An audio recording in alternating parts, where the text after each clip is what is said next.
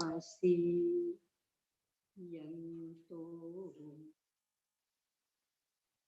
पसीयौ महुधरसेनो परिवाई गयो हितान वरसीहो सेतन्तामिय सायर तरंग संधारिभो ओय मनो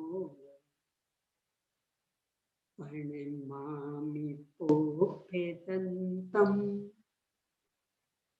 दुःखयन्तं दुर्नियन्धियारिवम्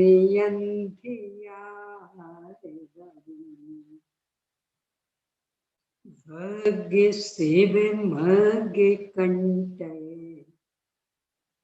निसि समीवयं सया दन्तं प्रणमहि कै भूय बलिं केशवास परिभूय बलिं भिनी है बम है पसरम बढ़ा विमलनान बम है पसरम नमो हरिहंताणम नमो सिद्धानम नमो आयिरियानम नमो उवज्झायाणम नमो लोये सविस्तापूर्णम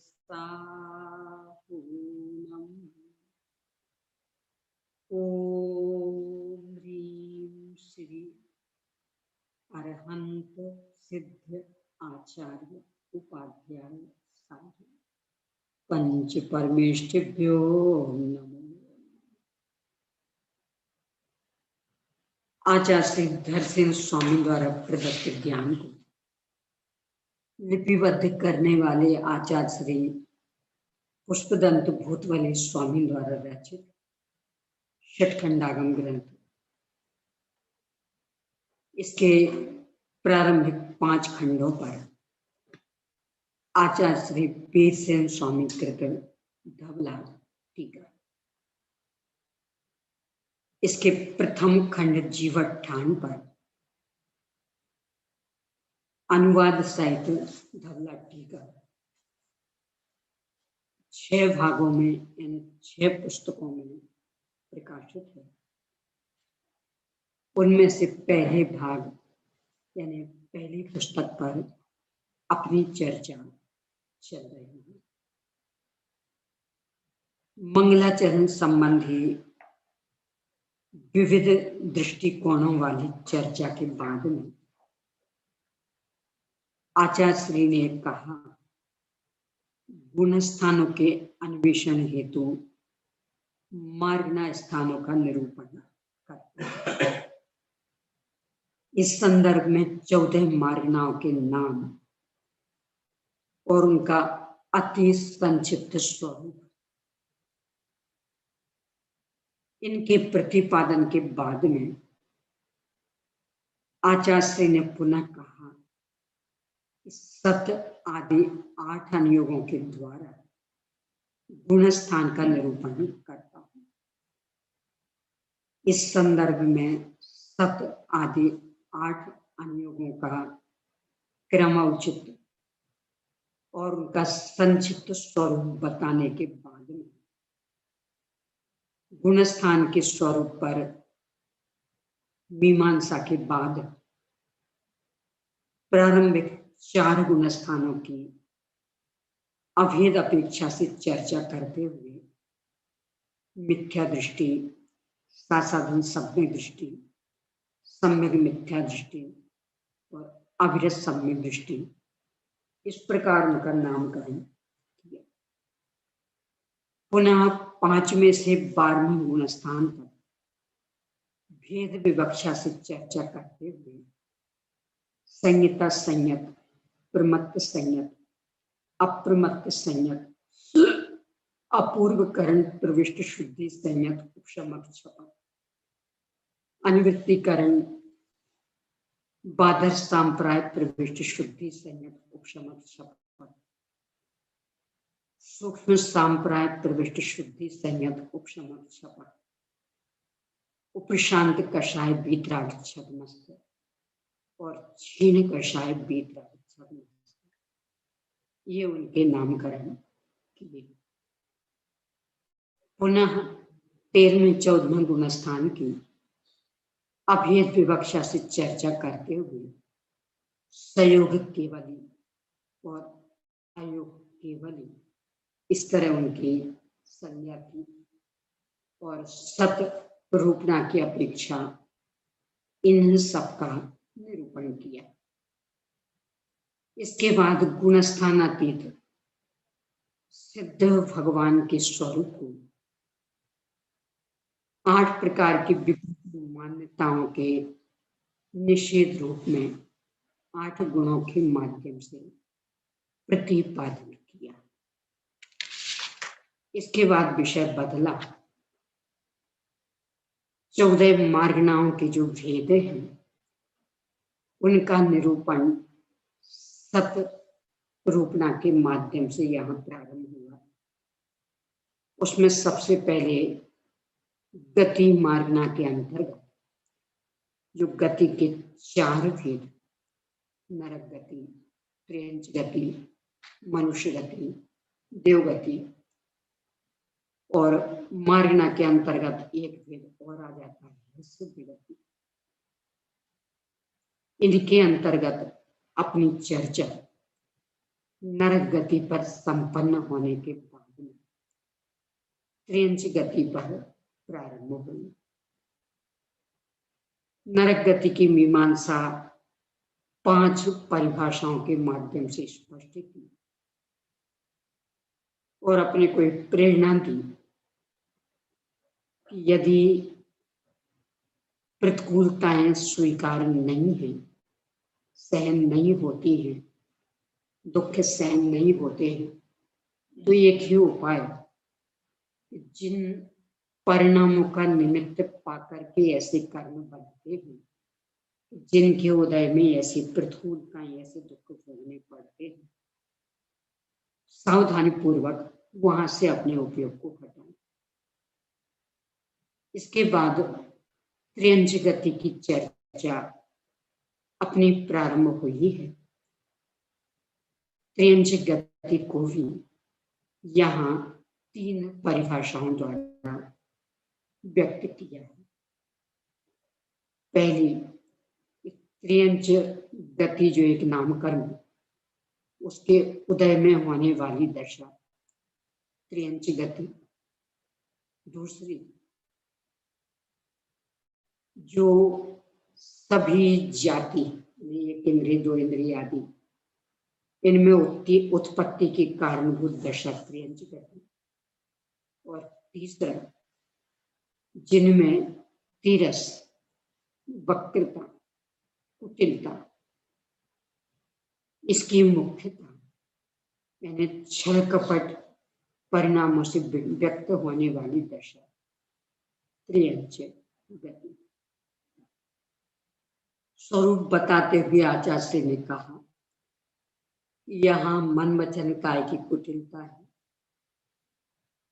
आहार भय मैथुन परिग्रह 4 संज्ञाएं व्यक्त है, और निकृष्ट अज्ञानी, तीव्र अज्ञानी और पाप की बहुलता, वे त्रियंच जीव है।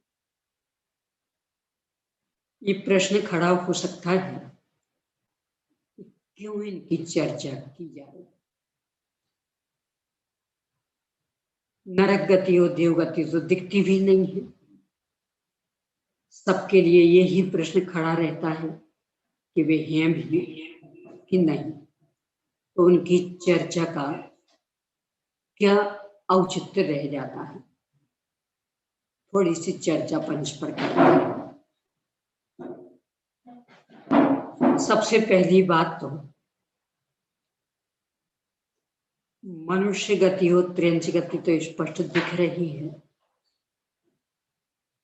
इनके संदर्भ में तो प्रश्न के लिए कोई अवसर ही नहीं है। अभी अपन स्वयं मनुष्य गति में जी रहे हैं। त्रियंच गति हुई स्पष्ट अपने को अपने चारों ओर दिख रही है। जब ये दो गतियां स्पष्ट दिख रही हैं, इनका निरूपण जिनने किया है उन्होंने ही नरक और देव इनका भी निरूपण किया। तो जब मनुष्य त्रियंच गति हमें स्वीकृत, तो उनके द्वारा निरूपित नरक और देवगति स्वीकृत क्यों नहीं? ये सभी अपना इतिहास है। अनंतवार दशाओं को अपन भोग चुके हैं और एक मनोविज्ञान इतिहास हमेशा अपने को दोहराता है। अच्छा इतिहास दोहराए तब तो ठीक है, यदि गलत इतिहास दोहराए तो अनंत आकुलता के अलावा कुछ नहीं। क्योंकि चार गतियों में भटकना ये महान दुखकर है, गलत है। इसलिए अपना प्रयास सदा ऐसा रहे कि अब पुनः यह इतिहास अपना दोहराया ना जाए। तीसरा कि आज अपन मनुष्य हैं, अन्य की तुलना में काफी कुछ अच्छी स्थिति में, पर इस अच्छी स्थिति का दुरुपयोग करके अन्य जीवों को कष्ट देना, सताना, ये अपने से ना हो जाए, इस दिशा में सावधान रहे। क्योंकि वे सब अपनी ही दशाएं अपन ने भूतकाल में भोगी। लोक में कहावत ऐसी चलती, जाके पाँव न फटी बीमारी होकर जाने पीर पड़ाई। अपन उनमें से तो है नहीं। अपन तो स्वयं 4 गति 84 लाख योनियों को अनंत अनंत बार भोग के आए। तो अब उन जीवों पर दया का परिणाम रहे, क्रूर ना हो, इसके लिए भी इन गतियों का निरूपण यहाँ चल रहा है। अगला बिंदु, इतना गंभीर निरूपण, यथार्थ निरूपण वीतरागी सर्वज्ञ भगवान की वाणी के अलावा अन्यत्र कहीं नहीं है। जब हम इन्हें पढ़ते हैं, अन्य सभी का आकर्षण समाप्त हो जाता, जिससे सभी प्रकार के गृहीत मिथ्या से बच जाते हैं। भगवान ने इनका निरूपण किया प्रत्यक्ष देखकर। इन्हें वे ही एकमात्र सत्य वक्ता है, हितोपदेशी है। उनके अनुसार जीवन बनाने से ही हम सुख शांति में दशा प्राप्त कर सकते हैं। इस तरह के चिंतन के बल पर जिनेंद्र भगवान को स्वीकार करके अगृहीत मिथ्यात्व को नष्ट करने की दिशा में भी अपन पुरुषार्थ कर सकते। नरक देवगति है कि नहीं, थोड़ी सी चर्चा इन पर भी कर लें। बोल तो सर्वज्ञ भगवान बता रहे और वे मिथ्यावादी नहीं है, इसका मतलब है। पर कदाचित कोई नहीं मानता हो आगम को, तर्क से ही बात मानता हो, तो उस ओर से भी अपन विचार कर लें। यहां कोई पाप करता है, मान लो एक व्यक्ति ने 1000 व्यक्तियों का घात किया। गुंडा टाइप का है। पुण्य का उदय था, पकड़ा नहीं गया। आज 1001वें व्यक्ति का घात किया उसने, तो पकड़ा गया। केस चला, फांसी की सजा। कितनी बार मिलेगी?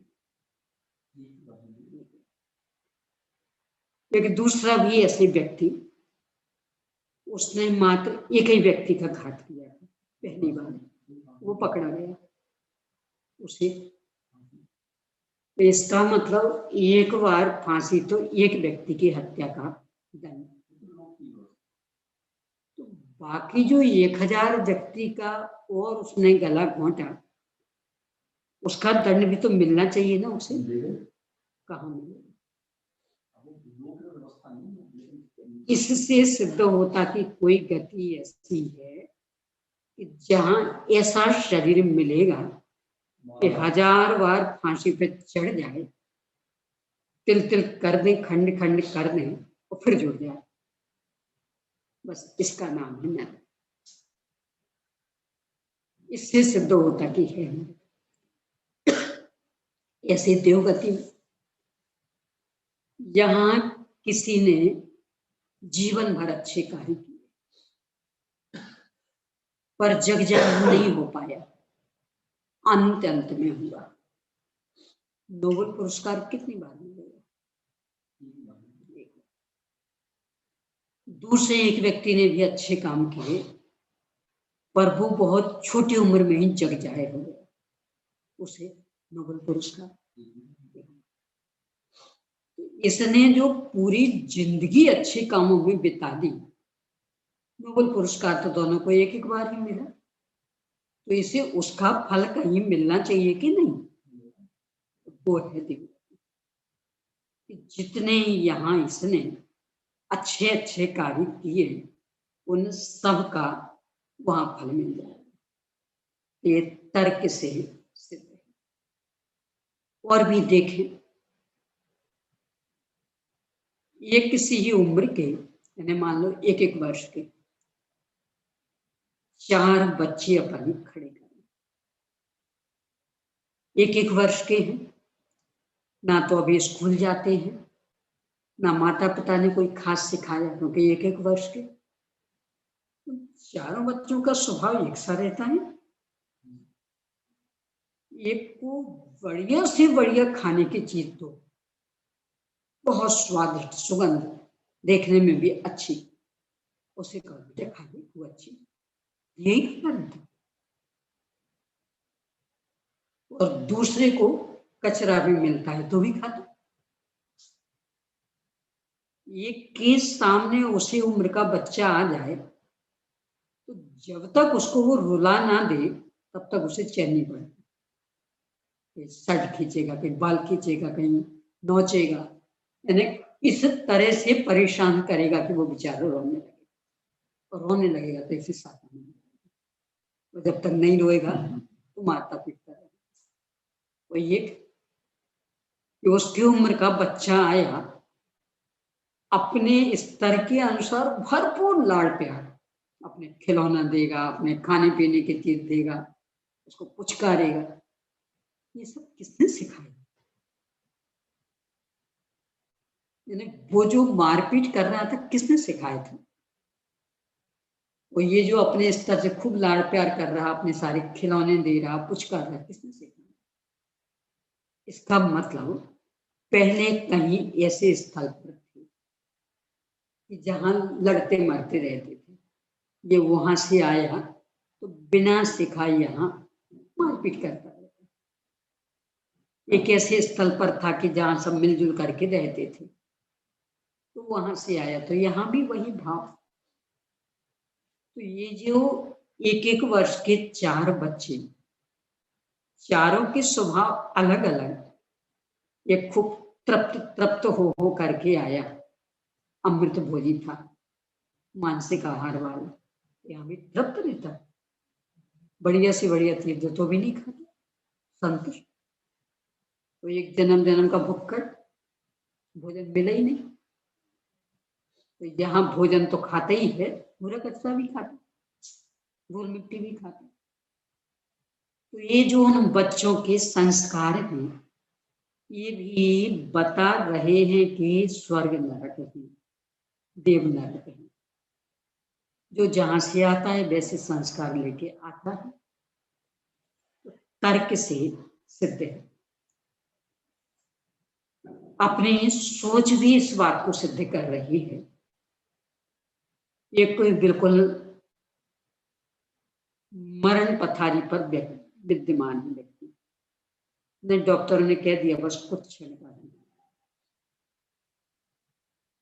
वो भी ये कहता है भैया अब तो हम जाने वाले हैं, कुछ ऐसा करो जिससे हमारा जीवन सुधर जाए।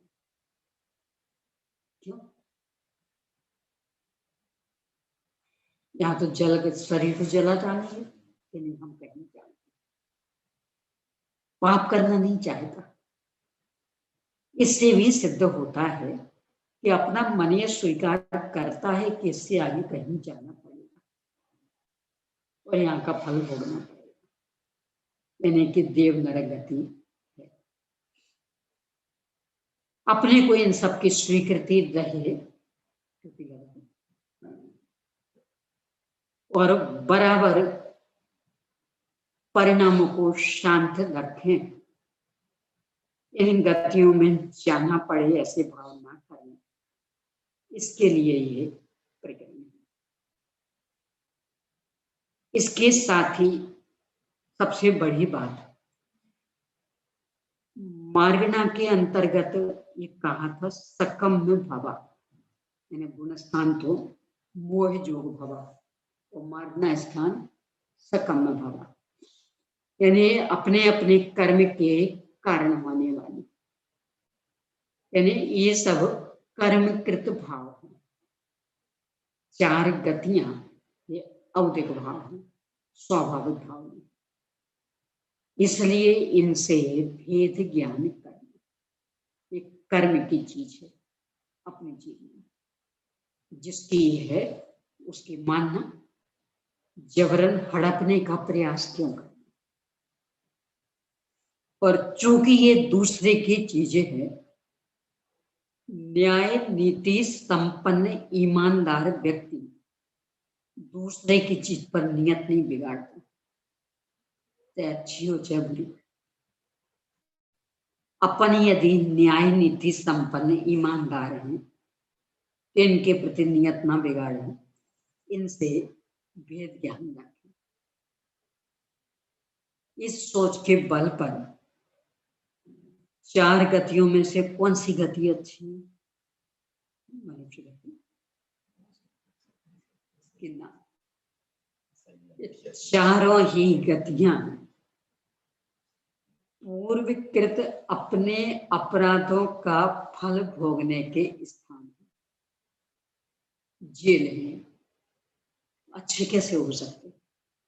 मैंने पूर्वकृत अपने अपराधों की सजा भोगने के लिए ये गति मिलती। इनसे भेद ज्ञान करके आत्माराधना करते हैं तो सिद्ध गति प्राप्त होती है। मनुष्य गति में भी अपना तुक किया तो एक जैसा मिथ्या, तो मूल में मनुष्य गति अच्छी नहीं है, कोई सी भी गति अच्छी नहीं, क्योंकि ये तो सब अपने अपराधों के फल भोगने के स्थान। इनसे भेद ज्ञान करके आत्माराधना करना निरपराध दशा, ये अच्छी दशा है। ये अपने को निरंतर ख्याल में रहे, इसके लिए प्रकरण यहाँ चल रहा है। त्रियंच गति की चर्चा कल अपनी संपन्न हो गई है। आज मनुष्य गति की चर्चा प्रारंभ हो रही है।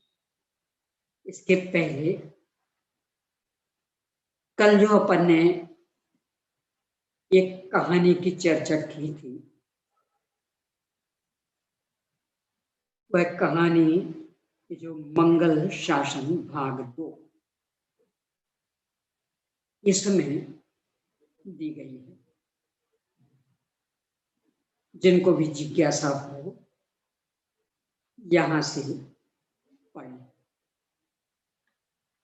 कहानी चूंकि कल संक्षेप में बताई ही थी, बिना नामों के बताई थी, यहाँ से अभी मात्र नाम बताते हैं और बाकी कहानी कल संक्षेप में सुनाती थी। जिनको और अधिक जिज्ञासा हो तो ये तीर्थधाम मंगलायतन से प्रकाशित मंगल शासन भाग 2 उसके 41 पेज से है ये शुरू। इसे देखिए। मूल घटना गुजरात के नवाब मोहम्मद शाही की है। राज दरबार में बैठे हुए हैं। बनियों का भाट चंद्रभाग कहता है, पहले शाह फिर बादशाह। नवाब ने गुस्से में क्या कहता, पहले शाह फिर बादशाह, बादशाह बाद में। बहुत उसको डांटा फटकारा। इसने कहा, सब बात परम सत्य है, डांटने फटकारने से कुछ नहीं होगा। नवाब तो गुस्से में था कि क्या कहते हो, पहले शाह फिर बादशाह, सिद्ध करके बताओ। आने दो, समय करेंगे सिद्ध। और ऐसा करके कह करके वो बात आई गई हो गई। इसके बाद गुजरात में अकाल पड़ा। उस समय ये सिद्ध करने का अवसर मिल गया। राजा ने अपने राजकोष का लेखा जोखा किया तो बस 2 दिन तक के लिए ही था। अब क्या करना। एक शेठ जी ने आश्वासन दिया धन्नालाल जी सेठ कि आप चिंता मत करें, हम लोग हैं ना शांत। राजा को लगा क्या करेगा अकेला व्यक्ति, पर चूंकि वो आश्वस्त कर रहा तो ठीक है। वे धन्नालाल जी सेठ अपने कुछ व्यक्तियों को लेके निकल पड़े। गुजरात देश में पाटन की सीमा से 10 कोस की दूरी पर एक छोटा सा गांव, वहां से भी निकल गए थे। सुबह के 10-11 बजने को थे। थक रहे थे, वृक्ष की एक छाया में बैठ गए। वहीं पास में एक व्यक्ति, जिसके पैरों के जूते भी फट रहे, कपड़े भी गंदे मैले कुचैले, गुड़ नमक शक्कर व अनाज से भरा हुआ सामान एक थैला लिए हुए और एक दरी पर बैठा था, निश्चिंत हो गया। बैलगाड़ी वाले के पास ही वहां जाके विश्राम करने लगे। उस व्यक्ति ने देखा, जय जिनेन्द्र किया, पूछा और फिर कहा, सब हमारा घर पास में ही है, दोपहर होने को आई है, भोजन करके ही आगे जाएंगे। इनको लगा ये सब फटे हाल व्यक्ति, सब हम पर रहम के लिए जो भी हमारे यहाँ होगा पर भोजन करके जाएंगे। उसके आग्रह को देख करके इन लोगों ने हाँ कह दिया। वो गया और खूब अच्छे से उनको भोजन आदि करा के प्राप्त किया। मकान खपरेल, खप्पर वाले सब देख के ऐसी साधारण सी स्थिति, ऐसे साधारण से कपड़े, तो भोजन इतना बढ़िया कराया। फिर उसने पूछा कि कैसे आप लोगों का निकलना हुआ। तो उसने कहा, इसको बताने से क्या फायदा, तो बात टालने लगे कि हमें जल्दी जाना है, भोजन करा दिया, बस करो, जाने दो, सब बताइए। तो चूंकि बहुत पीछे पड़ गया तो बताया कि ऐसी ऐसी बात हुई। तो बोला, आप थोड़ी सी देर रुकिए, मैं पिताजी से पूछ के आया। पिताजी अंदर लेटे थे, बीमार थे।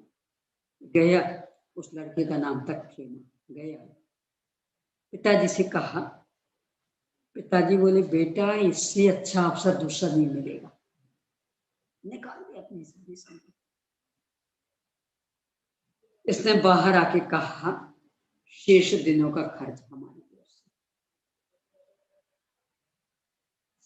सब सुनकर के चौंकन है, ये वो साधारण सा खपरेल मकान, जैसे मैंने कुचैले फटे कपड़े। सब आप चिंता मत करिए, मैं मजाक नहीं कर रहा हूँ। बस कहाँ से दोगे, चलो हम बताते। अपने तलघर में ले गया, तो जो अमाप संपत्ति थी ये देख करके खुश। अब आगे जाने का कोई काम ही नहीं था। वहीं से उसको साथ लेके नवाब के पास ले गया। वो जो घाट था, बोला साहब हमने बात सिद्ध करके आज बता दी, पहले शाह फिर बादशाह। कैसे? देखो साहब, आपके राजकोष में मात्र 2 दिन के लिए व्यवस्था थी, वो ये पूरी साल के लिए व्यवस्था कर रहा है। राजा ने देखा, ये फटे हाल दिख रहा था। तो खेमा बोला, सब मेरे कपड़ों पे ध्यान मत दीजिए, आप देखिए पीछे। पीछे देखा तो बैलगाड़ियां सब लदी भरी हुई है, अनाज की, घी, दूध सब। आखिरकार बादशाह ने अपनी हार मान ली कि बात सही है, पहले शाह है फिर बादशाह। अपने यहाँ की स्थिति ये रही है, श्रावक अपने ऊपर खर्च नहीं करते थे, अपने भोग विलास में नहीं, दूसरों की सेवा शुश्रूषा करने में विश्वास मानते थे। ये इसमें दिया है, मैं तो अति संक्षेप में कहा, आप इसको पूरा पढ़ेंगे। यानी क्या रहा है अपना इतिहास, अपने बुजुर्गों की सोच क्या थी, किस तरह से जीवन यापन करते थे, अपने लिए हमेशा मुट्ठी बंद रखते। क्या करना, जीवन तो काटना, कट जाएगा कैसे भी। तो पुण्य के उदय से जो भी जितना मिलता परोपकार, दूसरों की सेवा शुश्रूषा, तब कहीं बहवार में परिग्रस्तों से बच पाते थे, तो नरक आदि से बच पाते थे। जिनको भी इच्छा हो ये मंगल शासन का भाग 2, इसमें पढ़िए जैन धर्म का गौरवशाली इतिहास। क्योंकि अपन जैन हैं, अपने जैनत्व की सुरक्षा के लिए अपने अंदर भी ऐसे परिणाम रहे कि वो गौरवशाली इतिहास अपने माध्यम से भी और गौरवान्वित हो, पतित ना हो।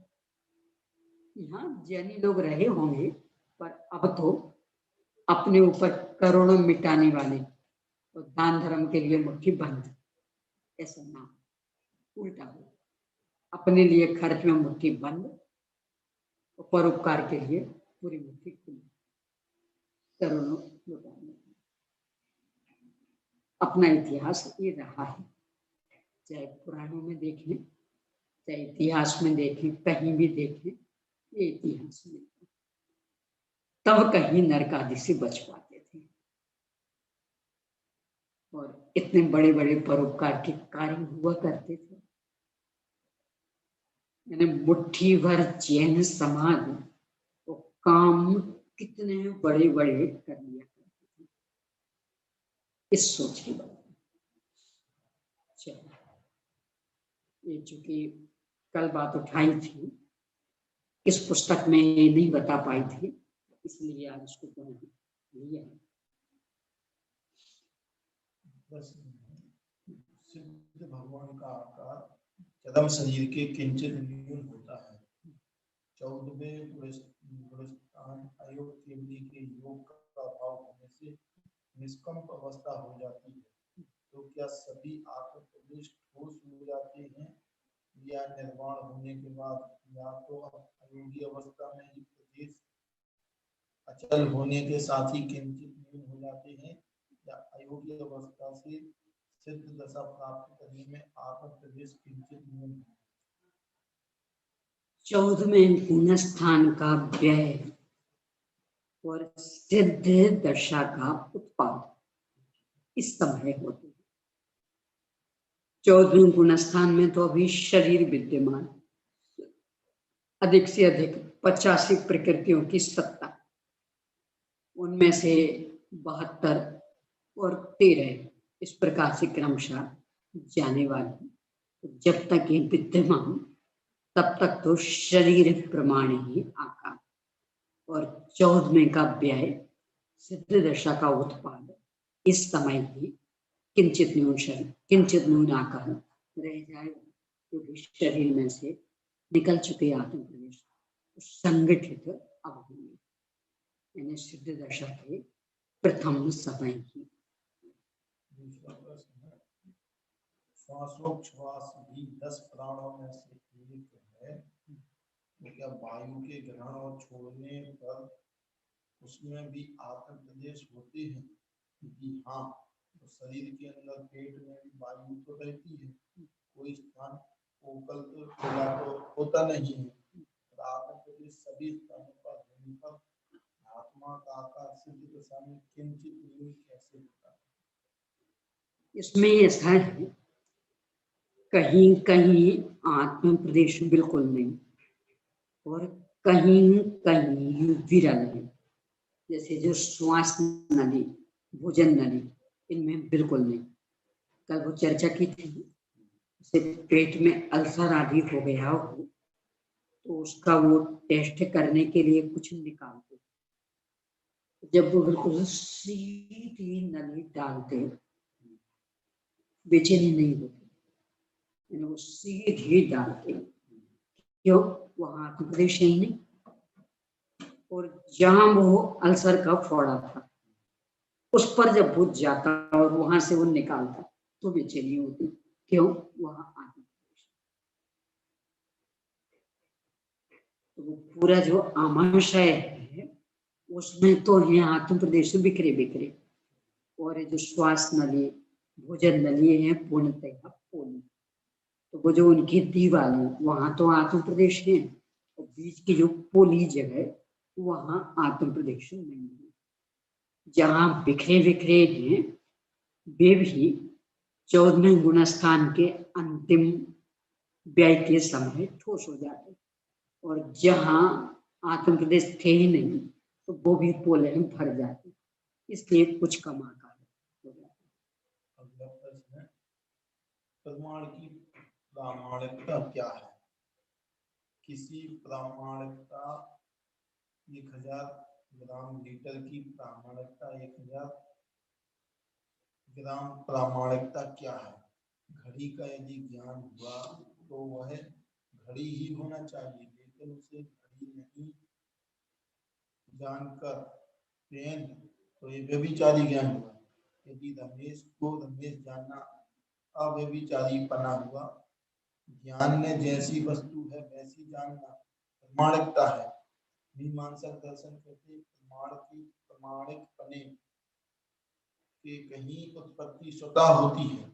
जैन ज्ञान तो ज्ञान है, प्रमाणिकता का आधार सही ज्ञान है, संशय आदि दोषों के होने पर अप्रमाण है। उसी प्रकार जब कारण अलग रहे तो कार्य भी अलग। साधन प्रमाण का प्रामाण्य क्या है? जो जाना वो ही हो, तो प्रामाण्य ज्ञान स्वतः प्रमाण नहीं है। प्रश्न, प्रमाण की उत्पत्ति और ज्ञप्ति क्या है? स्वतः और परतः। मेरा इसमें एक निवेदन है, चूंकि अपना एक कार्यक्रम स्वतंत्र शंका समाधान वाला नहीं, अभी का ये षटखंडागम पहली पुस्तक वाचना का और रात्रि का मूलाचार पूर्वार्ध वाचना का है, इसलिए कृपया शंकाएं मात्र इन्हीं विषय संबंधी भेजें। अन्य विषय संबंधी नहीं। प्रमाण वाला विषय यद्यपि इसमें भी आगे आने वाला है, पर आगे मतलब इस सत्र में नहीं, क्योंकि इस सत्र का अपना जो भाव है वो मात्र 2 पुस्तक पूरी करने का है। इस सत्र में तो नहीं, मूल में विषय न्यायाधिक का आदि का है, तो उस संदर्भ में ही विस्तार से चर्चा कर सकते हैं। अभी चूंकि शंका आ ही गई तो अति संक्षेप में समाधान इतना सा, प्रतिभात विषय अव्यभिचारित्व ये प्रामाणिकता, प्रतिभात विषय की निर्दोषता ये प्रमाण की प्रमाणता है, और इसकी उत्पत्ति हमेशा पर से होती है और ज्ञप्ति अभ्यस्त दशा में स्वयं से और अनभ्यस्त दशा में पद से हो। विस्तार से तो जब कभी न्यायाधिका का प्रकरण आए अथवा परीक्षा मुख सूत्र का प्रकरण आए उस समय हो सकता है, अथवा कालांतर में जब इसमें ये विषय आएगा तब हो सकता है। अभी बस इतना ही संदर्भ में।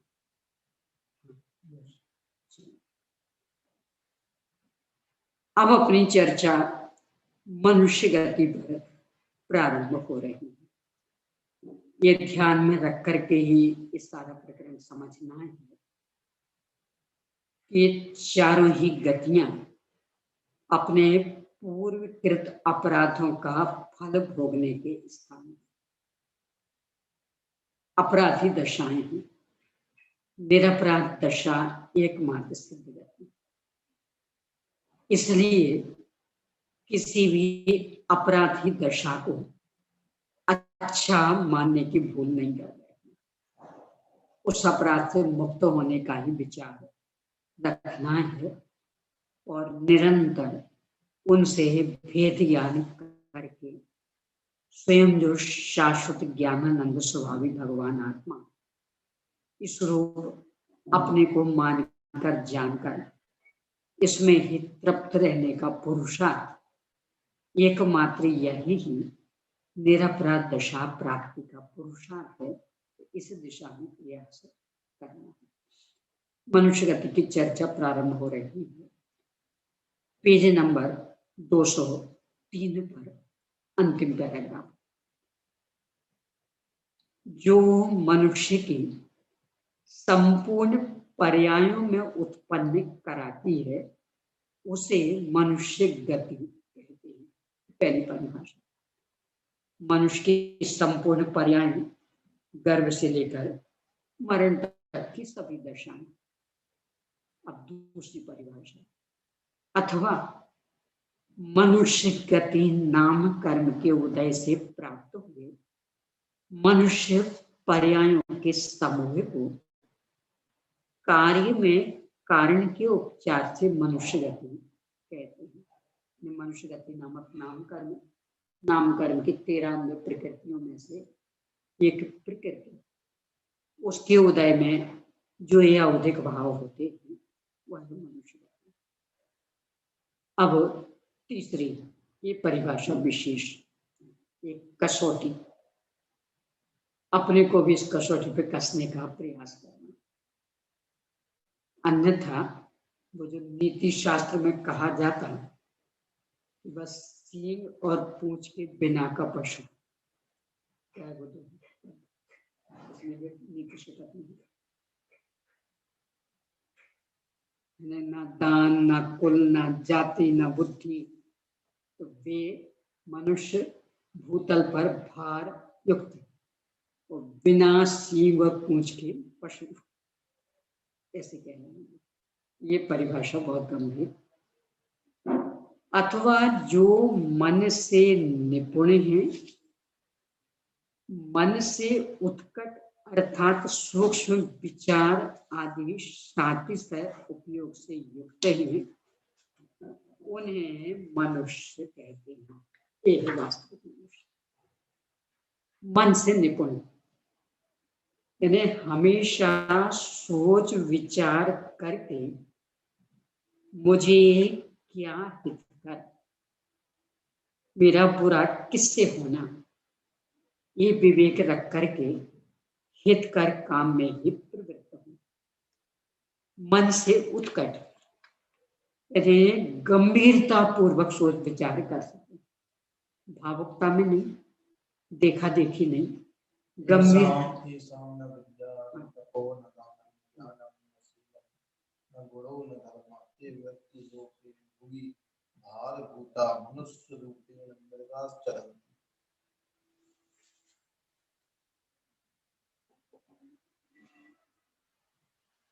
ये जो अभी तीसरी परिभाषा दी जा रही है, यदि ये अपने को ध्यान में नहीं रही तो ये जो नीति शास्त्र वाले,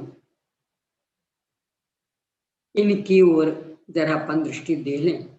क्या लिख रहे हैं नीति शतक में?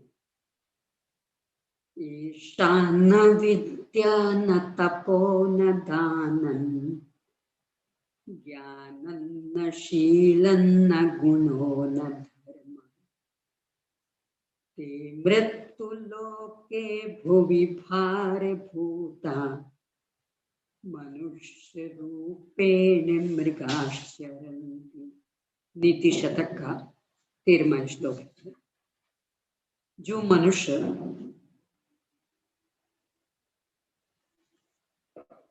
नहीं, ऊपर वाला चाहिए था मुझे, पूछ बिना सुन वाला।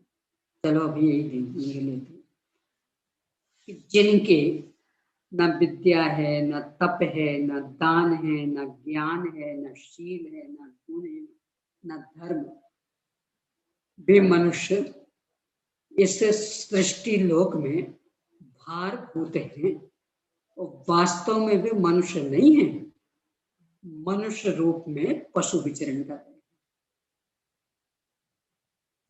हैं। ऐसे व्यक्तियों को मनुष्य कहने में भी कभी अपने को लज्जित महसूस कर रहे हैं। तो जो ऊपर जिसका अर्थ दिया ना, उसका समझ नहीं करना, बिना सींग पूछ के अर्थ तो दिया है, उसका संस्कृत नहीं करना।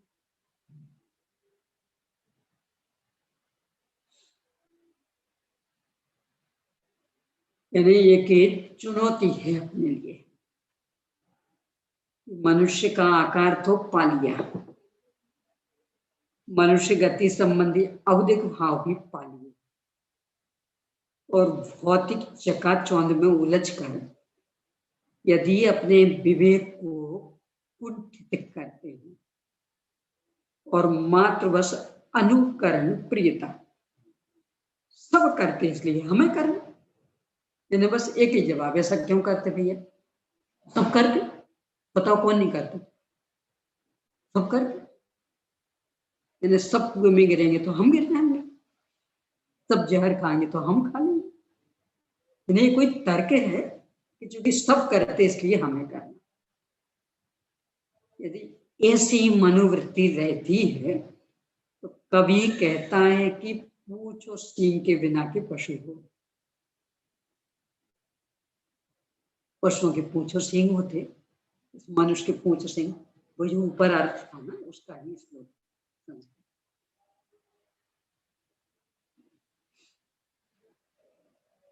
अपना ये अविवेक नीति शास्त्रों की दृष्टि में कितना बड़ा अपराध है। मैथिली शरण गुप्त राष्ट्र कवि, उनका विश्व प्रसिद्ध साकेत नामक ग्रंथ, साकेत राष्ट्र कवि का मैथिली शरण, उसमें भी इस तरह के भाव व्यक्त किए। वे ऐसा लिखते, तो अपना सामान्य मनोविज्ञान, यानी कोई मनुष्य को गड़बड़ करे,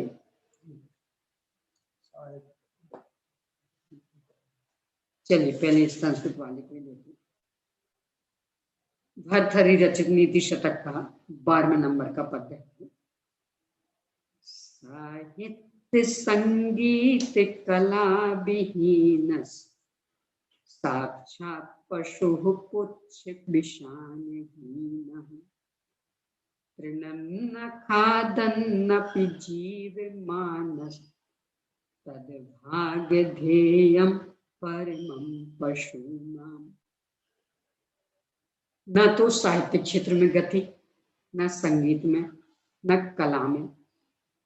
यदि साहित्य संगीत कला से वंचित है तो वह बिना पूंछ और बिना सींग वाले साक्षात पशु के समान। वह बिना घास खाए जीवित रहता है। यह पशुओं के लिए निस्संदेह सौभाग्य की बात है। अन्यथा बेचारे पशु क्या करते, यदि इसके कारण तो कुछ बचते ही नहीं। तो अच्छा है, कम से कम घास आदि नहीं खाता है तो पशुओं को वो घास आदि नहीं मिलती, अन्यथा जीना मुश्किल हो जाता है। ये स्थिति है। नीति से करने से निकालो।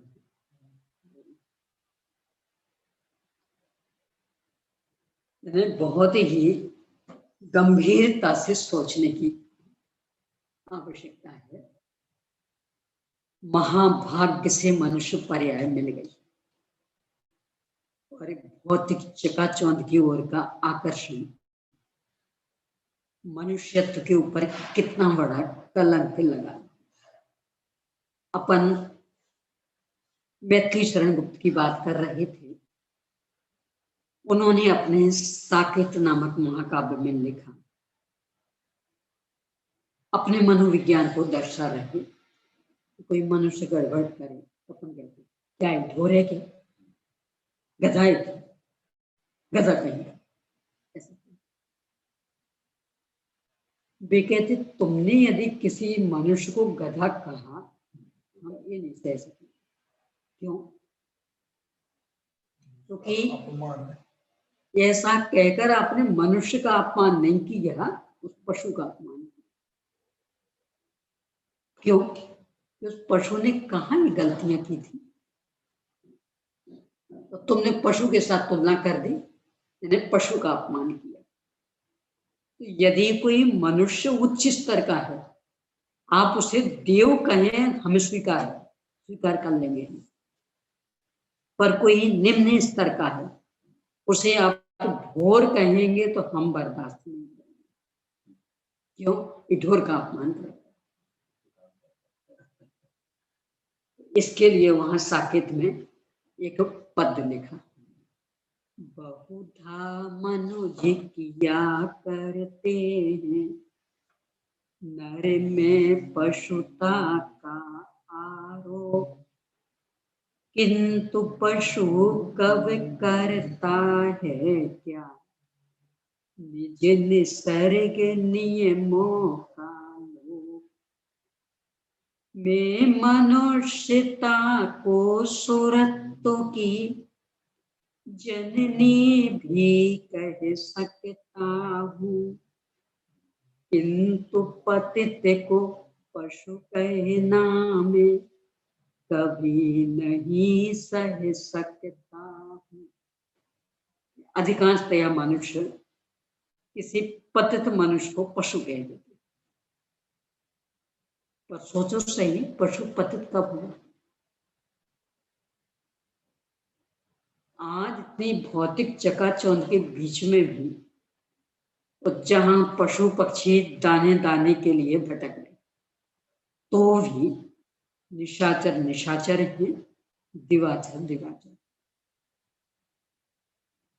बंदर आदि रात को नहीं खाते,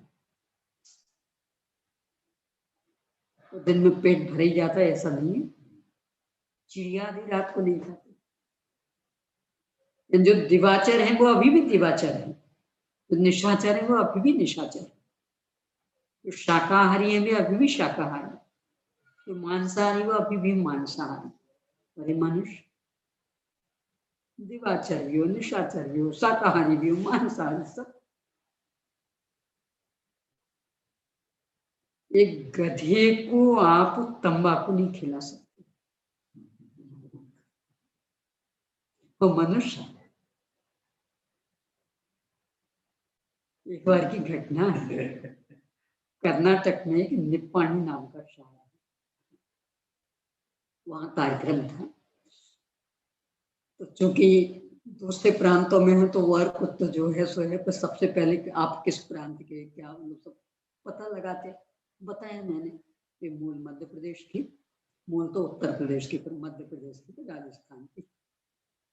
बोले आप लोगों ने तंबाकू के खेत तो देखे नहीं होंगे, क्योंकि वहां होते ही नहीं तंबाकू। कर्नाटक है ना तंबाकू की खेती के लिए। तो बोले चलो बता, बहुत मना किया। करीब करीब इतने होते हैं पेड़, 4 फुट ऊंचे, एकदम हरी हरी पत्ती, बहुत बहुत कई कई हेक्टेयर प्रमाण जगह में उसने बड़े बड़े पौधे खड़े, एकदम हरी हरी पत्ती। पास में ही पशु, गाय, बैल, घोड़े, बकरी, गधे, सब। जहां थोड़ी थोड़ी सी घास हुई, वो चर। इन्हें खेतों में कोई बाढ़ नहीं, बाढ़ मतलब कटीली बाढ़ कुछ नहीं, बिल्कुल खुली।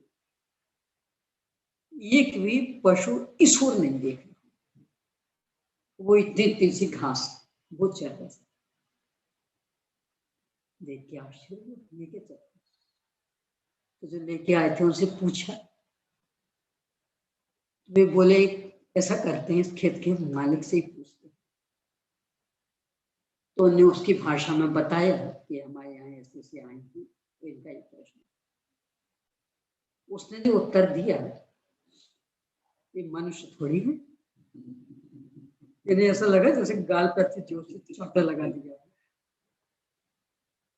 यानी जो चीज पशु नहीं खाता, वो चीज मनुष्य खाता। पशु तंबाकू नहीं खाता, मनुष्य तंबाकू खाता। पशु बीड़ी नहीं पीता, सिगरेट नहीं पीता, पाउच नहीं खाता, मनुष्य को सब चलता। किसी चिड़िया को शाम के बाद आप पानी की एक बूंद नहीं पिला सकते, तो मनुष्य को दुनिया भर की तरकीबें निकालेंगे, नहीं सब वो ऐसा है वैसा है वैसा है, इसलिए पीना पड़ेगा। मैथिली शरण गुप्त ने बस इसो संकेत किया कि पशु ने अपने प्राकृतिक नियमों का कब उल्लंघन किया, उसने अपनी नैतिकता कहां छोड़ी, तो आप पतित मनुष्य को उसकी उपाधि कैसे दे सकते हो? ये उसका अपमान है, ये मैं बर्दाश्त नहीं करूंगा। ये सब बातें इसलिए कह रही कि चूंकि अपन मनुष्य ही, अपन बहुत बड़ी जिम्मेदारी अपनी। यहां तो कह रहे जो उत्कट विवेक वाला, सूक्ष्म विचार करके ही कदम बढ़ाए, उसका नाम मनुष्य। मन का अर्थ ज्ञान भी होता, तो जिसमें हमेशा ज्ञान मुख्य रहे, अंधानुकरण नहीं, बस हमें तो अच्छा लगता है ये नहीं, क्या इसका फल है, ये मुख्य रहे और ये सोच करके ही कदम बढ़ाए, उसका नाम मनुष्य। ये 3 परिभाषाएं हो गई। मन से निपुण, ज्ञान से निपुण,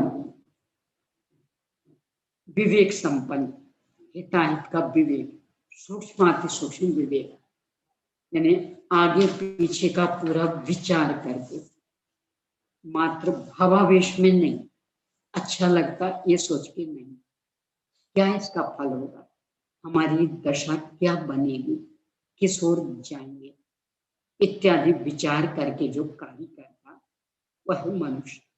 सातिशय उपयोगी, विशेष उपयोग, यानी जिसमें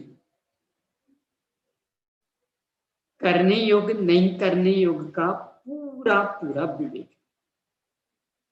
ये कदम भी यदि उठा रहा तो इसे पता होना चाहिए कि हमने क्यों उठाया, उसके बिना चल सकता था कि नहीं चल सकता था, ये विवेक होना चाहिए। वो मनुष्य गाथा द्वारा भी इसे ही स्पष्ट कर रहे हैं। 204 नंबर पेज पर 130वीं गाथा। मन्नन्ति जदो नित्यं मणेन न्यूना मनोकडाचम् मनोभवाय सव्ये तम्हाते मानुषा धनिया। जिस कारण जो सदा हे उपादेय आदि का विचार करते, प्रतिक्षण हे उपादेय अंधानुकरण में, अथवा जो मन से गुण दोषाधिक का विचार करने में निपुण है, चतुर, यानी हर चीज के संदर्भ में हिता है, गुण दोष, वो दोष को छोड़े और गुण को ग्रहण करे। अथवा जो मन से उत्कट अर्थात दूरदर्शन, सूक्ष्म विचार, चिरकाल धारण आदि रूप उपयोग से युक्त है। दूरदर्शन टीवी नहीं है, दूरदृष्टि, यानी कोई भी कदम उठाते हैं तो मात्र अभी के बल पर जीवित नहीं रहते, दूरगामी प्रतिफल इसका क्या होगा उसका विचार करके फिर कदम उठाइए। दूरदर्शन और सूक्ष्म विचार, स्थूलता से तो चाहिए काम अच्छा लगने लगता है, जब सूक्ष्म विचार करते हैं तो लगता है तो बहुत गलत काम, तो वो और चिरकाल धारणा, यानी कोई भी चीज अभी समझी तो काफी लंबे समय तक अपनी बुद्धि में बिठाए रह सके, उसके बल पर आगे क्या करना क्या नहीं करना इसका भी विवेक जिसके अंदर चलता रहे, यानी अपनी भूतकालीन घटनाओं से सबक सीख सके, कुछ पाठ पढ़ सके, सचेत हो सके, सजग हो सके। अथवा जो मनु की संतान, मनु कुलकरों के माध्यम से मनुष्य गति की सारी व्यवस्थाएं होती, तो उनकी संतान, इसलिए उन्हें मनुष्य कहते हैं। यानी आचार्य श्री एक मनुष्य से इतनी अपेक्षा नहीं रखते, क्योंकि अभी अपन मनुष्य गति में इतनी अपेक्षा नहीं रखते कि हे उपादेय का विचार करे, हमेशा हे से हटे उपादेय में प्रवृत्ति करे, गुण दोषादि का विचार करे, हमेशा गुण में लगे, दोषों से बचे और मन से उत्कट हो, यानी हर संदर्भ में दूर दृष्टि रखे, मात्र तात्कालिक फल का विचार करके नहीं, आगे इसका क्या फल मिलेगा, और सूक्ष्म विचार, गहराई से विचार, और कुछ भी पढ़ा है सीखा है तो उससे सबक ले, चिरकाल तक धारणा में बसा है और सबक लेकर के हमेशा उस अनुभव से अपने को पतन के राह पर जाने से बचाए और सही मार्ग पर ही ले जाए। इत्यादि विशेषताएं मनुष्य में अपेक्षित, तभी मनुष्य कहलाएंगे। अपने जिनवाणी स्तुति में आती है पंक्ति सैन्य सैनी के संदर्भ में, जो जिनवाणी और न धरते सैनी हो के असैनी, ऐसा यहाँ पर लगा सकते कि जो हिताहित को मन में धारण नहीं कर करते, मनुष्य होकर के भी पशु, बिना सींग पूछ के पशु। यहाँ भी वे सारी बातें समझ लीजिए कि जो भी मनुष्य पर्याय मिली है सदुपयोग करने के लिए, यानी सम्यक रत्नत्रय की प्रकटता और पूर्णता के लिए, न कि विषय भोगों में उलझने के लिए। इस सोच के लिए नहीं, ये विषय भोग अन्यत्र तो है ही नहीं, बेचारे नार की क्या खाए पिए, बेचारे पशुओं को भी कहा, एक मनुष्य को तो ही मिले हैं, क्यों ना भोगे। इसके लिए नहीं है ये, इसके लिए कि जो संयम अन्य गति में नहीं है, एकमात्र मनुष्य गति में है, तो हम उस ओर बढ़ेंगे, अपने जीवन को सकल संयम की ओर ले जाएंगे, सम्यक रत्नत्रय से संपन्न करेंगे, न कि विषय भोगों से। कब संभव होगा? कि जब प्राप्त पर्याय में तन्मय नहीं हो, यानी 70 से 90 साल जितनी ही अपनी पर स्थिति को न माने, अपने को अनादि अनंत मानेंगे, तो नियम से जीवन शैली बदल जाती। इस तरह से मनुष्य गति की चर्चा हुई। अब देवगति, जो अणिमा आदि 8 रिद्धियों की प्राप्ति के बल से क्रीड़ा करते हैं, उन्हें देव कहते हैं, और देवों की गति को देवगति कहते हैं। अणिमा आदि 8 रिद्धियां, अणिमा, महिमा, गरिमा, लघिमा, प्राप्ति, प्राकाम्य, ईशत्व, वशित्व, यानी विक्रिया करने में सक्षम, तो अपने शरीर को अणु जितना छोटा बना ले,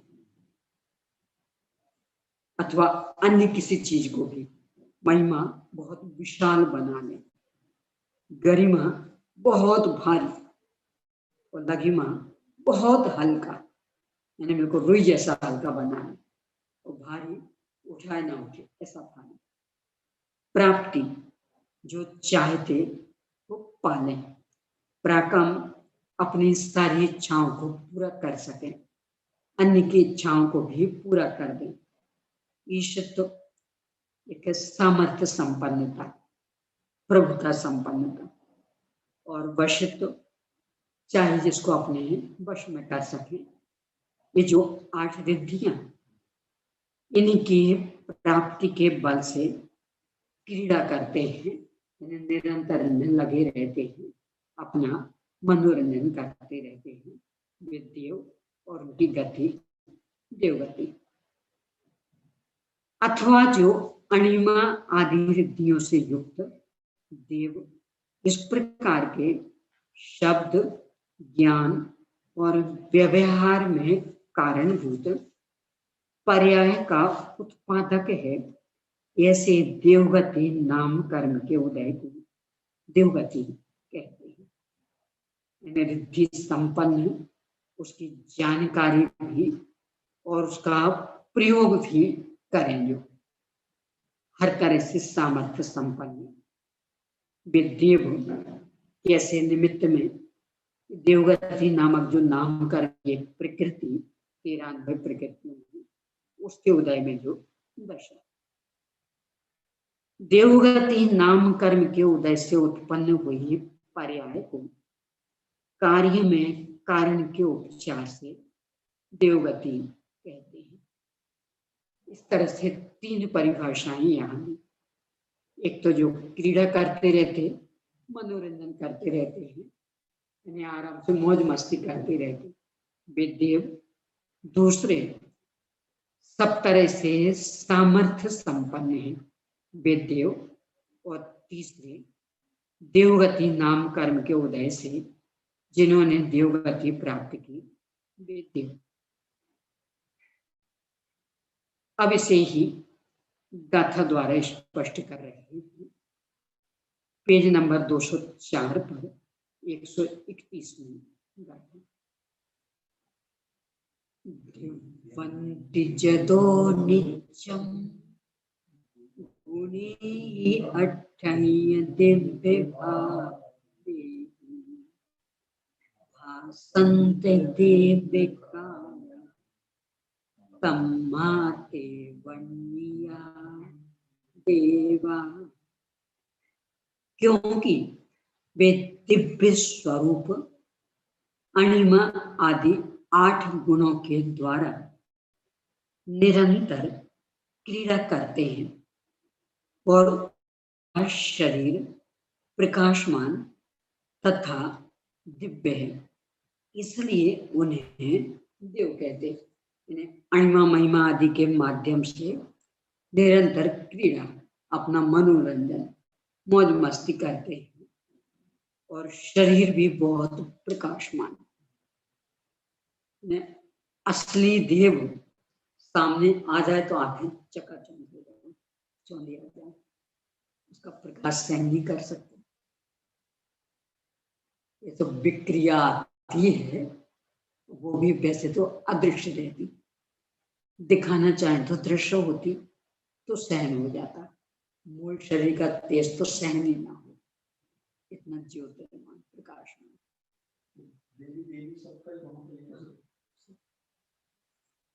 स्वर्गों के हिसाब से समान, पहले स्वर्ग में देव देवियों का समान, दूसरे स्वर्ग में वहां के देव देवियों का समान। देवियां यद्यपि मात्र पहले और दूसरे स्वर्ग में उत्पन्न होती, उससे ऊपर नहीं, परंतु 16वें स्वर्ग तक के देव अपनी अपनी नियोगिनी देवियों को ले जाते हैं, तो वहां उनका समान हो जाएगा। जैसे भूख प्यास के बाद विषय वासना आदि भी, तो उसी स्वर्ग के जैसे।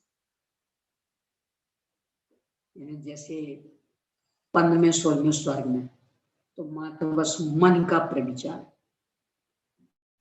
एक दूसरे के संदर्भ में मन में सोचना वो संतुष्टि, तो वो देवी को भी ऐसे ही हो। इससे अंतर नहीं पड़ेगा कि चूंकि ये तो पहले दूसरे स्वर्ग में जन्मी, इसे तो मनुष्य जैसा प्रविचार चाहिए, तो उसके लिए योग नहीं है ना।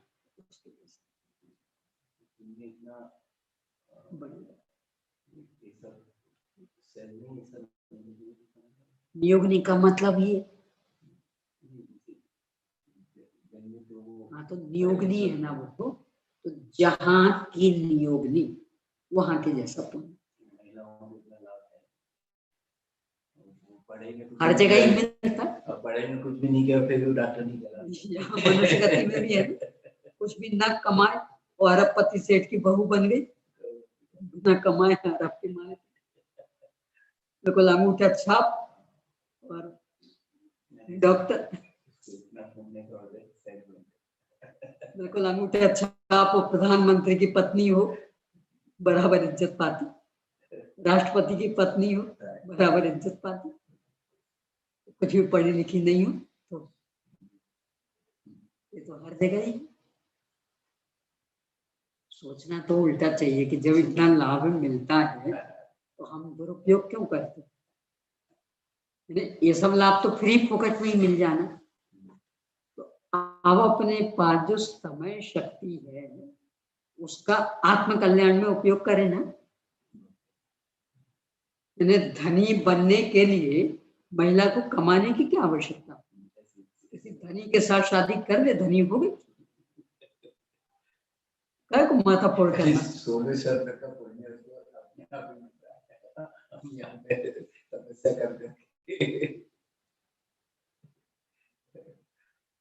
वो भी अपने आप तो नहीं कहेंगे, क्योंकि उसने भी उस तरह के परिणाम किए तब वो स्वर्ग में जाएगी।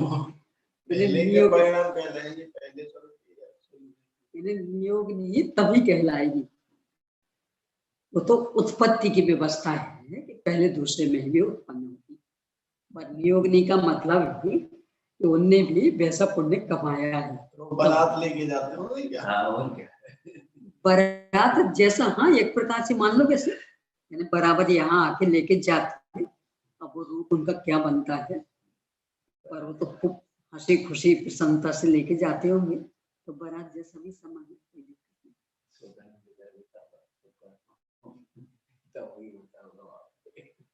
और मूल तो यानी इससे अपने को एक सबक मिलता है कि जो उपलब्धि बिना उसके हो जानी, उसमें माथापच्ची क्यों करना, यानी धनी बनना। इसके लिए स्वयं धन कमाने की आवश्यकता क्या है? किसी धनी के गले में वरमाला डाली और धनी बन गई, तो वो तो पुण्य कमाओ, आत्मा आराधना में लगो तो पुण्य मिल जाएगा।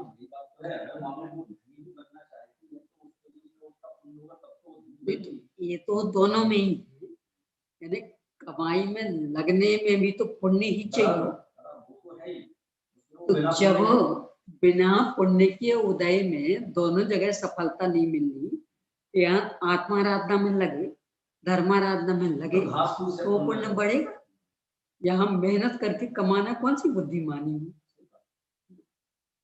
ऐसी पढ़ाई आदि में कि बिना उसके डॉक्टर नाम पा जाएगी, बिना उसके सीए नाम पा जाएगी। प्रधानमंत्री की पत्नी प्रधानमंत्री जैसा गौरव पाएगी, उसके बगल में बैठेगी हमेशा, अंगूठा छाप होगी तो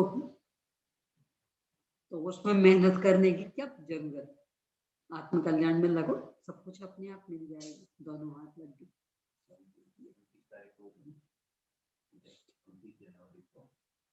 तो प्रधानमंत्री केवल राष्ट्रपति को ही लेने के लिए जाता गाड़ी पे, लेकिन उसकी पत्नी आई पहले अलग गाड़ी में आती है, तो उसको भी लेने के लिए प्रधानमंत्री क्यों? किसकी पत्नी? पूरा सम्मान मिले। देख रहा था 29 तारीख का, ये उनका हर 29 तारीख को रहता है इनका, सबका बड़े-बड़े पदों पे आते हैं, तो उनका क्या सम्मान है, तो नीचे वाले उनका सम्मान करते हैं। तो 26 जनवरी को ये होते ही कार्यक्रम, और 29 जनवरी को सबका कार्यक्रम होता है। मैं देख रहा था तो राष्ट्रपति की पत्नी अलग गाड़ी में आ रही, प्रधानमंत्री को लेने के लिए दूसरा गृह मंत्री लोग बन जाते, लेकिन वो राष्ट्रपति की पत्नी आई वहाँ पे, तो मुख्य अतिथि वो दोनों रहते हैं, प्रधानमंत्री उसको लेने जा रहा है। जब मुफ्त में ही हमें ये सब मिल जाना है तो उसमें माथापच्ची क्यों करना? आत्म कल्याण में लगो ना, ये तो मुफ्त में मिल जाएंगे। देवगति भी यही बता रही है, तो मुफ्त में ही हो जाना, उस स्वर्ग की नियोग नहीं, तो वो उस स्वर्ग में गए तो सब उस स्वर्ग जैसा अपने आप हो जाना, भले उत्पत्ति पहले दूसरे स्वर्ग में हो। तो यही मनुष्य गति की व्यवस्था। क्यों स्वयं खपना उसमें? स्वयं अपने धर्माराधना में लगे, सब कुछ उपलब्ध हो जाएगा। तो ये देवगति का, ये भी कर्म के उदय में होने वाली दशा, अपराध का फल भोगने के स्थान, इसलिए रमने लायक नहीं, चाहे करने लायक नहीं, इससे भी भेद ज्ञान करना।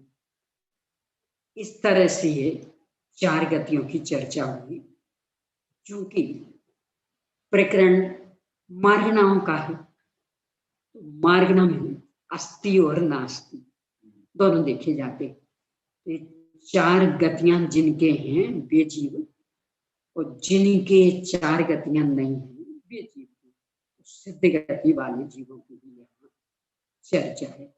ये निरपराध वाली गति, 4 गति, सापराध, संसार रूप, सिद्ध गति, मोक्ष रूप। 4 गति के उदय की व्यवस्था एक दिन अपन देख चुके हैं। चूंकि ये हमेशा बंधने वाले कर्म, आयु के जैसे कभी बंधे कभी नहीं बंधे, ऐसे कर्म नहीं है, ये हमेशा बनते रहते। इसलिए एक ही भाव में चारों ही गतियों का बंध हो जाता है। उदय के समय जो आयु मूल है उससे संबंधी गति तो मुख्य हो जाएगी। जैसे अभी अपन मनुष्य आयु को भोग रहे हैं, तो मनुष्य गति अपनी मुख्य, और शेष जो 3 गति के परमाणु हैं वे मनुष्य गति के परमाणु रूप से संक्रमित हो करके खिल जाएंगे, क्योंकि गति ये औदिक भाव है। तो जब जिस गति के परमाणु खिल रहे होंगे अपने औदिक भाव, उस समय मनुष्य गति में ही जितने उस रूप हो सकते उतने हो जाएंगे। यानी मनुष्य गति में ही जितनी हम पशुता कर सकते उतने पशु बन जाएंगे। मनुष्य गति में ही हम जितने नारकी बन सकते उतने नारकी हो जाएंगे। और मनुष्य गति में जितना देवत्व ला सकते उतने देवत्व में आ जाएंगे। मनुष्य तो मनुष्य है ही। अब इसके बाद सिद्ध भगवान की चर्चा, ये निरपराधता वाली दशा, स्वरूप स्थिरता वाली दशा है।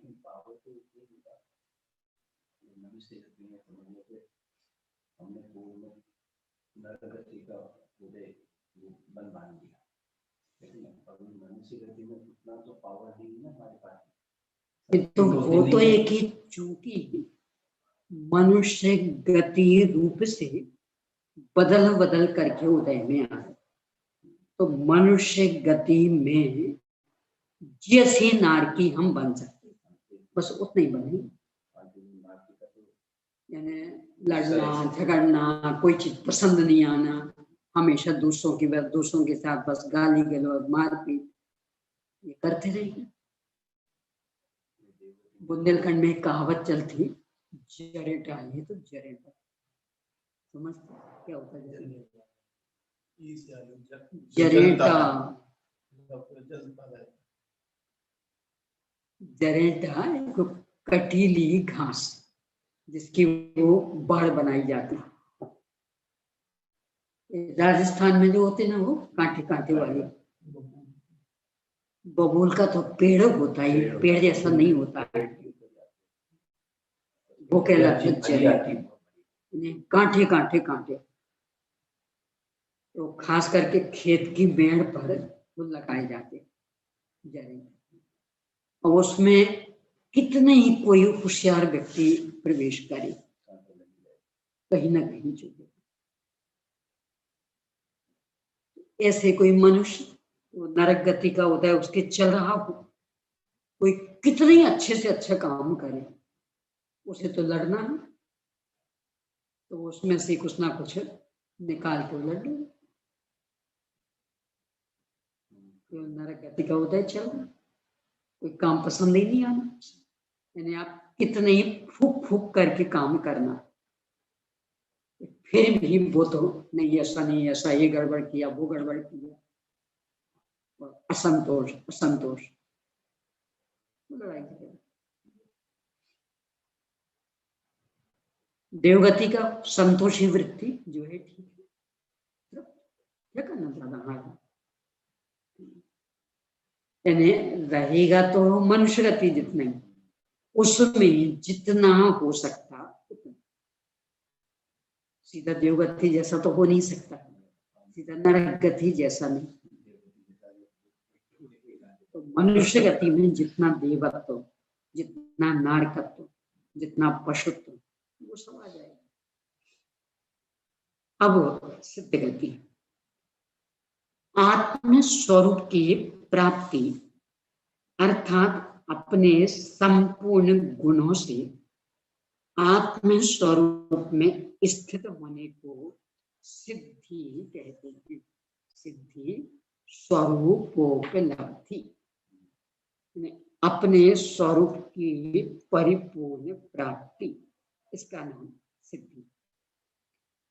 ऐसी सिद्धि स्वरूप गति को सिद्धि गति कहते हैं।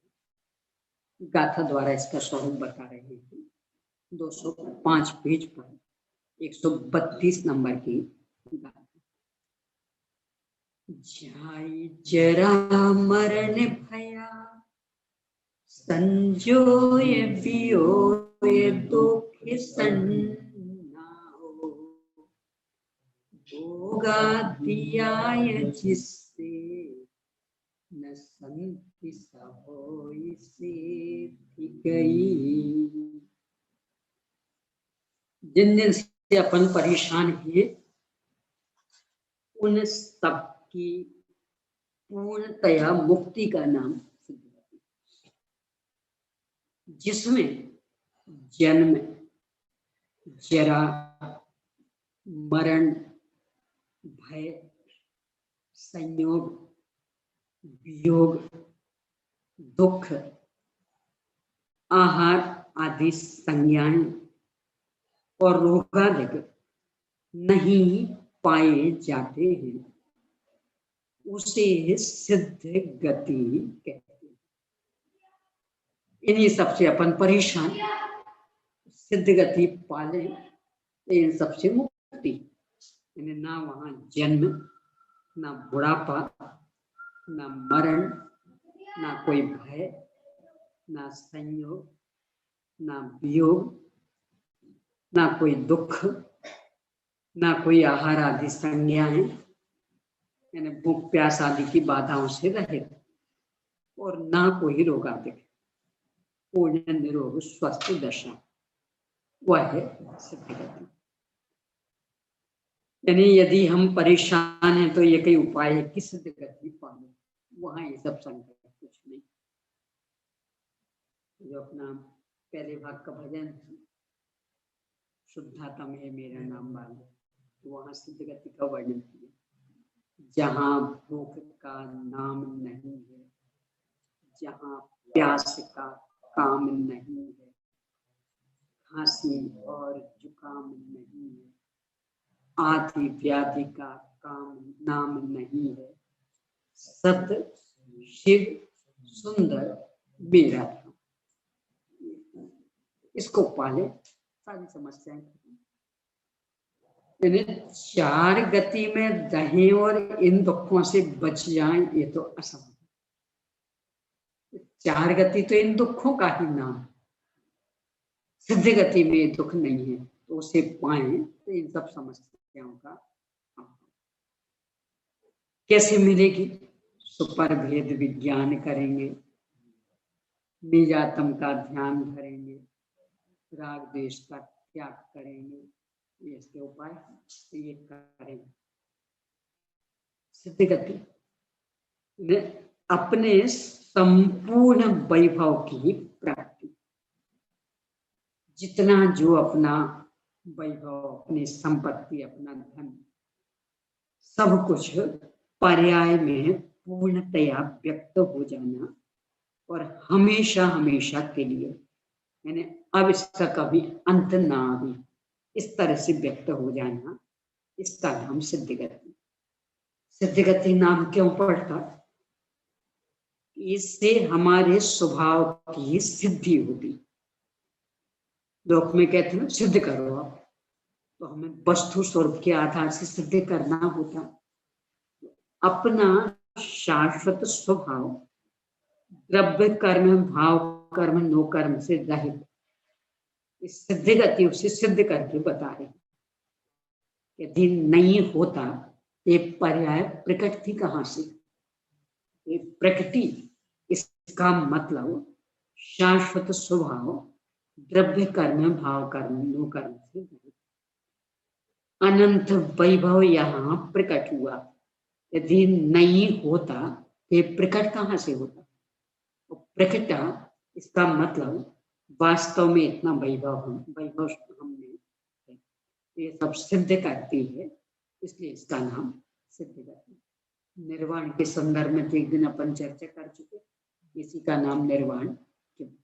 मुक्त, सबसे मुक्ति मिल गई, यानी जितनी भी झंझटें थी, जितना दुख दर्द, चाहे वो आदि भौतिक, चाहे आदि दैहिक, चाहे काल्पनिक, कुछ भी, उन सब से हमेशा हमेशा के लिए छुटकारा। इसलिए इसे ही मुक्ति भी कहते। सब कुछ कर लिया, अब कुछ करना शेष नहीं रहा, सब कुछ पा लिया, अब कुछ पाना शेष नहीं रहा, इसीलिए इसका नाम कृतकृत, निष्ठापन्न, निष्पन्न, इत्यादि अनेक अनेक नाम इसके हो जाते हैं। इस तरह से 4 गति जो संसार रूप और एक सिद्ध रूप, यानी 5 गतियों संबंधी गति मार्गना की चर्चा यहाँ संपन्न हुई। मूल विषय तो मार्गना में गुण स्थान देखना है, सत्य रूपना की अपेक्षा। अब क्रमशः एक एक गति में उसे देख रहे हैं। सूत्र में आए अस्ति पद का प्रत्येक गति के साथ संबंध कर लेना चाहिए। कौन सा अस्ति पद? ये जो 24वें सूत्र में था ना, पेज नंबर 202 पर। आदेशेन गदीयानुवादेन अर्थी, ये अर्थी पद हर एक के साथ में लगा लेना। नरक गति है, त्रियंच गति है, मनुष्य गति है, देव गति है, सिद्ध गति है। सिद्ध गति है भी बता रहे हैं, इसका मतलब सिद्ध हो सकते हैं हम, भले आज तक नहीं हुए हो, पर इसका मतलब ये नहीं है कि सिद्ध गति नहीं है। हमने प्रयास नहीं किया इसलिए नहीं हुए। वैसे तो अनंत अनंत जीव हो चुके हैं सिद्ध, यानी ये प्रायोगिक मार्ग है, अप्रायोगिक मार्ग नहीं है। अब इनमें गुणस्थान शंका। नरक गति है, त्रियंच गति है इत्यादि प्रतिज्ञा वाक्य होने से इनके अस्तित्व की सिद्धि के लिए हेतु का प्रयोग करना चाहिए, क्योंकि केवल प्रतिज्ञा वाक्य से साध्य की सिद्धि नहीं हो सकती। क्या कह रहे हैं? अनुमान का जब प्रयोग करते हैं शिष्यों आदि को समझाने के लिए तो अनुमान के 5 हैं: प्रतिज्ञा, हेतु, उदाहरण, उपमेय, निगमन। अन्यत्र 2, प्रतिज्ञा और हेतु। 2 से कम नहीं चाहिए। प्रतिज्ञा और हेतु तो नियम से चाहिए, तो ये अनुमान प्रयोग होगा। ये जो 5 गतियां, ये हमारे प्रत्यक्ष ज्ञान गोचर तो है नहीं, हम तो मात्र अनुमान से जानेंगे। अनुमान के लिए प्रतिज्ञा और हेतु, ये 2 अवयव आवश्यक। आपने तो अकेला प्रतिज्ञा को कहा, हेतु का प्रयोग ही नहीं किया, तो अनुमान से कैसे सिद्ध कर सकेंगे? समाधान नहीं, क्योंकि नरक गति है इत्यादि वचन प्रतिज्ञा वाक्य न होकर प्रमाण वाक्य यानी आगम प्रमाण है। यानी हमने यहाँ अनुमान का प्रयोग ही नहीं किया ना, हम तो आगम प्रमाण से सिद्ध कर रहे हैं। आगम ये कह रहा है कि 5 गतियां होती हैं, तो हम तो आगम प्रमाण से सिद्ध कर रहे हैं, अनुमान प्रमाण से नहीं। तो हेतु देने की आवश्यकता क्या है? जो स्वयं प्रमाण स्वरूप होते हैं वे दूसरे प्रमाण की अपेक्षा नहीं करते। आगम प्रमाण स्वयं प्रमाण स्वरूप, इसे अन्य अनुमान आदि प्रमाणों की आवश्यकता क्यों पड़ेगी? इसलिए हेतु देने की आवश्यकता नहीं है, क्योंकि आगम स्वयं एक प्रमाण है। यदि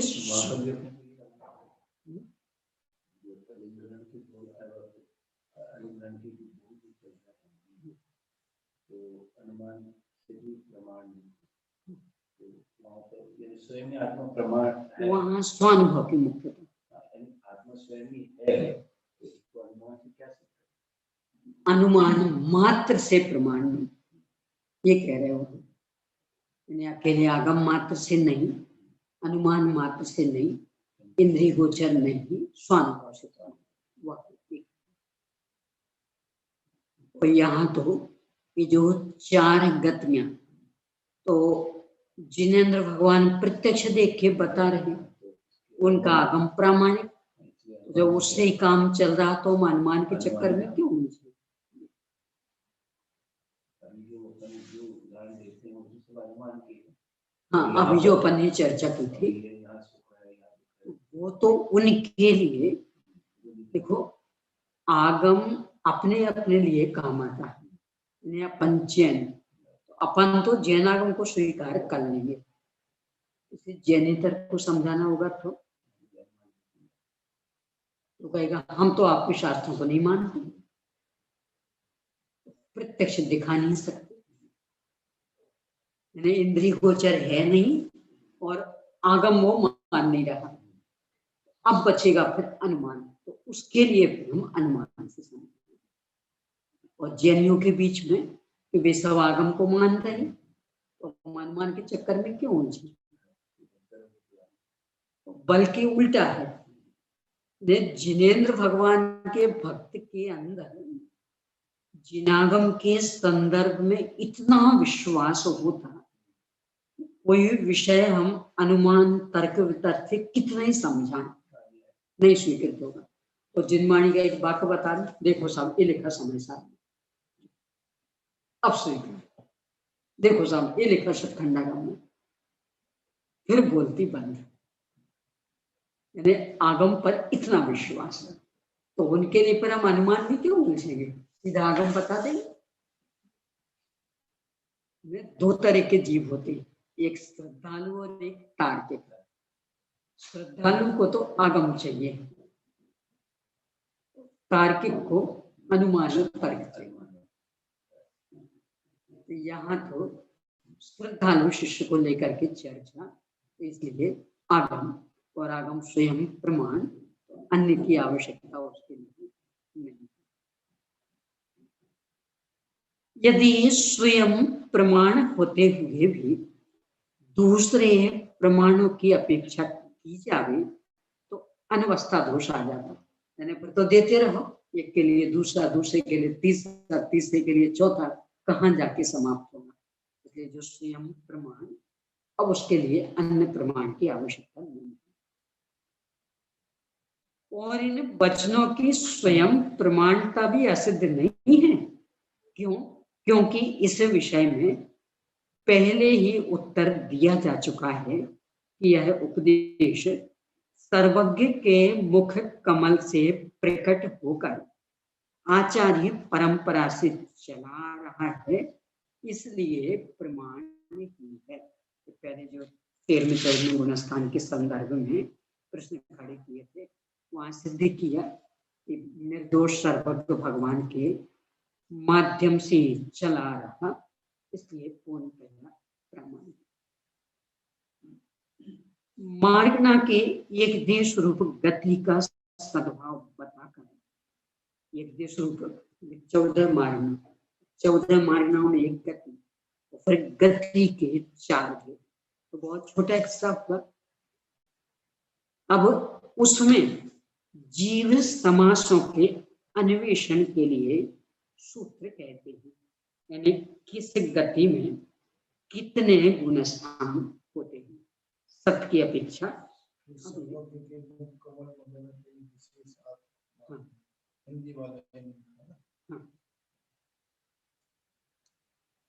ऊपर संस्कृत में नहीं है, वहां तो मात्र नहीं दिया था, नहीं प्रमाण प्रमाणांतरम अपेक्षित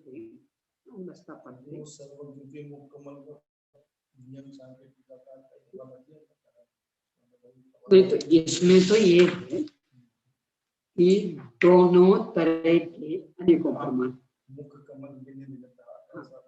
ये भी है, और ओट तालु आदि कुछ भी नहीं हिलते, तो वो तो बराबरी से छूटेगी बात, दोनों ही बातों के पोषक प्रमाण बराबर है, और यहाँ तो मूल में था ही नहीं, तो उन्हें अपनी ओर से लिख दिया।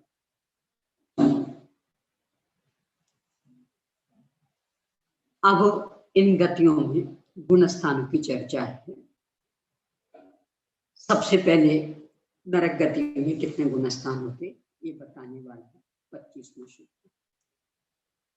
निरह्या चतुषु कालेषु अत्थि मिच्छा इट्ठी साषण सम्मा इट्ठी सम्मा मिच्छा इट्ठी असंजत सम्मा इट्ठी। मिथ्या दृष्टि, सासाधन सम्यक दृष्टि, सम्यक मिथ्या दृष्टि और असंयत सम्यक दृष्टि, इन 4 गुण स्थानों में नारकी होते हैं। यानी नारकी मात्र बस 4 गुण स्थान तक है, इससे आगे बढ़ने की उनमें सामर्थ्य नहीं है। अभी भी कितना विचार नहीं बिंदु। नर नारकी का जीवन यानी सर्वांग प्रतिकूलता, बाह्य दृष्टि से अनुकूलता नाम से बिल्कुल शून्य। चाहे वो शारीरिक हो, चाहे मानसिक हो, चाहे वातावरण वाली हो, चाहे अन्य नारकियों वाली हो, यानी भयंकर प्रतिकूलता प्रतिकूलता प्रतिकूलता। बाहर की ओर से देखें तो कष्ट कष्ट कष्ट। एक एक अंगुल प्रमाण शरीर अवयव में 96 रोग व्यक्त, अव्यक्त नहीं प्रकट। और इन सब के बीच में भी सम्यक, बाहर नारक दुख भोगत अंतर सुख रस बेटा देती। कौन सी परिस्थिति अंतरोन्मुखी वृत्ति को बाधक बन सकती है? आत्मोन्मुखी पुरुषार्थ को रोकने की ताकत किस परिस्थिति में है? नरक जैसी वेदना तो कहीं नहीं। क्या ठंड की और क्या गर्मी की और क्या भूख की और क्या प्यास की और क्या परस्पर नारकियों की लड़ाई झगड़े की और क्या वो क्षेत्र संबंध की। अन्यत्र तो उसके सामने एक परमाणु जितनी भी नहीं है प्रतिकूलता, जीवन भर सम्मति बने रहेंगे। साथ में नरक तक की स्थिति में मात्र प्रारंभ के 3 अंतर मुहूर्त और अंत के 3 अंतर मुहूर्त ये कम करके शेष 33 सागर तक अभी जो अपन प्रतिकूलताओं का बहाना बनाते ना, क्या करें साहब, इतनी भूख, इतनी प्यास, इतना अभावग्रस्त जीवन, इतनी रोग आदि, कैसे करें आप? नारकियों से पूछो कैसे करें। परिस्थितियों से टकराना ये कोई बुद्धिमानी नहीं है, वस्तु स्वभाव का अवलंबन नहीं है। परिस्थितियां बनी रहेंगी, अपनी बदल जाएगी। नारकियों वाला प्रकरण इस दिशा में गंभीरता से सोचने के लिए हमारे को शेष चर्चा।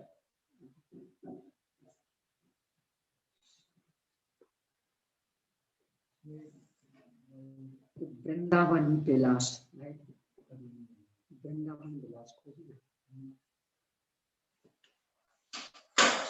निज निधि निज में बता,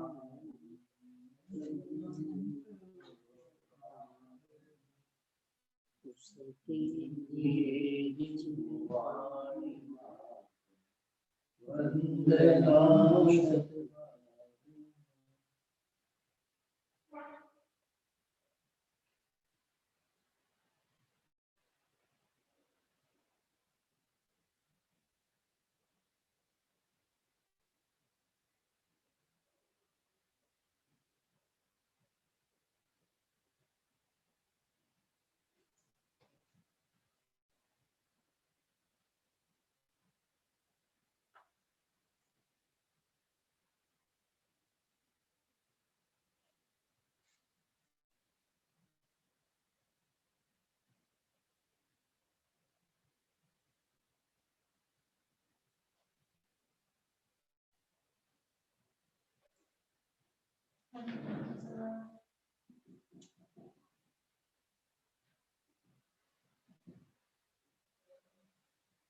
द्वारकामयी जिनवानी माता की जय।